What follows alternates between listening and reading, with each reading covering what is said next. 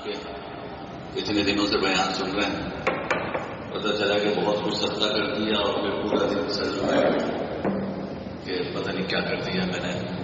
تو اس طرح کا صدقہ اللہ تعالیٰ کو پسند نہیں ہے. حدیث میں آتا ہے کہ خیر الصدقہ ما کان عن ظاہرہ وابدأ بمن تعود. بہترین صدقہ وہ ہے کہ اس کے بعد بھی مالداری باقی رہے. آپ دیکھیے قربان جائیے جناب نبی کریم صلی اللہ علیہ وسلم پر کتنا اعتدال سکھایا.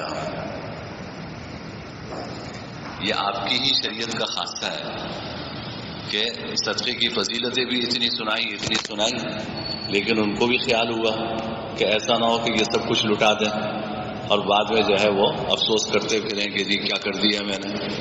تو ایسا نیک کام نہیں کرنا چاہیے کہ جس کے کرنے کے بعد انسان جو ہے وہ افسوس کرے کہ میں نے یہ نیکی کیوں کی. تو فرمایا کہ بہترین صدقہ وہ ہے کہ ما کان عن ظہر غنی، کہ جس کے بعد بھی مالداری باقی بچے. یہ نہ ہو کہ سب کچھ کر دیا. تو حضرات صحابہ کرام میں سے کسی کا بھی سارا مال حضور نے اللہ کے راستے میں قبول نہیں کیا سوائے حضرت ابوبکر صدیق. کسی صحابی کا سارا مال قبول نہیں کیا. فرمایا نہیں، اپنی ضرورت کے لیے رکھو. حضرت ابوبکر صدیق کا ایمان حضور جانتے تھے کس درجے کا ہے. تو وہ واحد شخص ہیں کہ جن کا سارا مال اللہ کے راستے میں حضور نے قبول کیا. اور پھر یہ بھی فرما دیا کہ وابدأ بمن تعول، جن لوگوں کے اخراجات تمہارے ذمے ہیں پہلے ان سے آغاز کرو. ایسا نہ ہو کہ بیوی بچوں کا پیٹ کاٹ کر تم جو ہے وہ اللہ کے راستے میں خرچ کرو، تمہارے بچوں کی ضرورت پوری نہ ہو، تمہاری بیوی کی ضرورت پوری نہ ہو، وہ دوسروں کے سامنے ہاتھ پھیلائیں محتاج ہوں. نہیں، فرمایا کہ وابدأ بمن تعول، جو تمہارے اہل و عیال ہیں جن کے اخراجات تمہارے ذمے ہیں ان سے آغاز کرو. ان سے جو زائد بچ جاتا ہے پھر وہ اللہ کے راستے میں خرچ کرو. اور دوسری ہدایت بخاری شریف کی روایت میں ہے کہ جناب نبی کریم صلی اللہ علیہ وسلم نے فرمایا کہ اگر میرے پاس احد پہاڑ کے برابر بھی سونا ہو تو میں 3 دن سے زیادہ اپنے پاس نہیں روکوں گا، اسے اللہ کے راستے میں خرچ کر دوں. فرمایا کہ اگر میرے پاس احد پہاڑ کے برابر بھی سونا ہو تو میں 3 دن سے زیادہ اپنے پاس نہیں روکوں گا، اسے اللہ کے راستے میں خرچ کر دوں گا. پھر فرمایا اللہ یہ کہ میرے اوپر قرضہ ہو، اس کی ادائیگی کے لیے روکنا ہو تو پھر روکوں گا. کتنا بڑا سبق دیا کہ بھائی اگر کسی کے اوپر قرض ہے تو پہلی فکر اس قرض کی ادائیگی کی کرنی ہے. آپ کے اوپر لوگوں کا قرض ہے، آپ وہ ادا نہیں کر رہے اور ادھر صدقے نکال رہے ہیں، ادھر حج پہ خرچ کر رہے ہیں، ادھر عمرے پہ خرچ کر رہے ہیں. آپ کے لیے حج عمرہ کرنا جائز نہیں ہے، پہلے لوگوں کے پیسے ادا کریں. اگر حج عمرہ کیے بغیر چلے گئے اللہ آپ سے نہیں پوچھیں گے، لیکن کسی کا ایک پیسہ بھی آپ کے ذمہ ہو اور آپ نے ادا نہ کیا ہو تو ہم نے اپنے بڑوں سے سنا، ہمارے استاد حضرت مولانا صاحبان موسیٰ رحمۃ اللہ علیہ فرمایا کرتے تھے کہ مجھے ایک حدیث سے میں یہ سمجھ میں آتا ہے کہ 10 پیسے کے بدلے 700 مقبول نمازیں دی جائیں گی.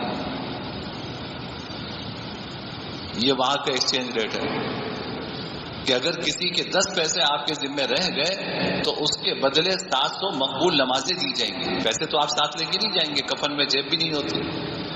تو وہاں پر اگر کسی کا حق رہ گیا تو آپ کی نیکیاں اس کو دی جائیں گی، اور اگر نیکیاں ختم ہو گئی تو اس کے گناہ آپ کے اوپر ڈالے جائیں گے.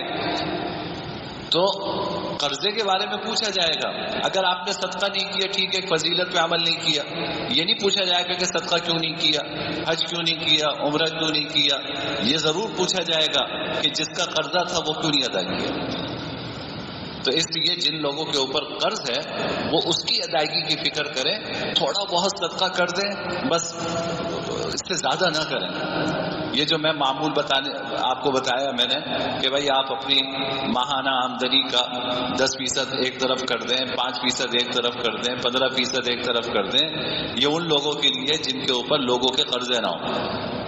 جن کے اوپر لوگوں کے قرضے ہیں پہلے ان کی ادائیگی کی فکر کریں، پھر اللہ تعالیٰ آپ کو توفیق دیں گے تو پھر صدقہ کیجیے گا انشاءاللہ. تو ان 2 باتوں کا خیال رکھیں. ایک یہ کہ اتنا صدقہ کریں کہ آپ اور آپ کے گھر والے جو ہیں ان کی وہ کسی اور کے محتاج نہ ہوں، مالداری باقی رہے. اور دوسری بات یہ کہ قرضوں کی ادائیگی کی فکر کریں. میں بہت تفصیل سے جمعوں میں اس پر بات کر چکا ہوں، تو اس کی ادائیگی کی فکر کریں کہ قرضہ لوگوں کا ادا ہو. صدقہ جو ہے آپ تھوڑا بہت نکالیں، زیادہ صدقہ نکالنے کی آپ کو اجازت نہیں ہے.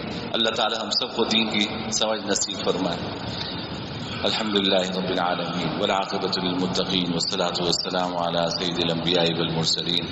اللهم لك الحمد لا نحصي ثناء عليك أنت كما أثنيت على نفسك.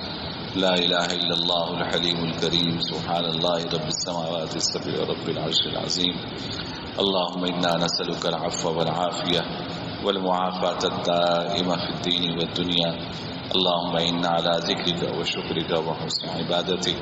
وصلى الله تعالى على خير خلقه محمد وعلى آله وصحبه أجمعين. آمين برحمتك يا الله.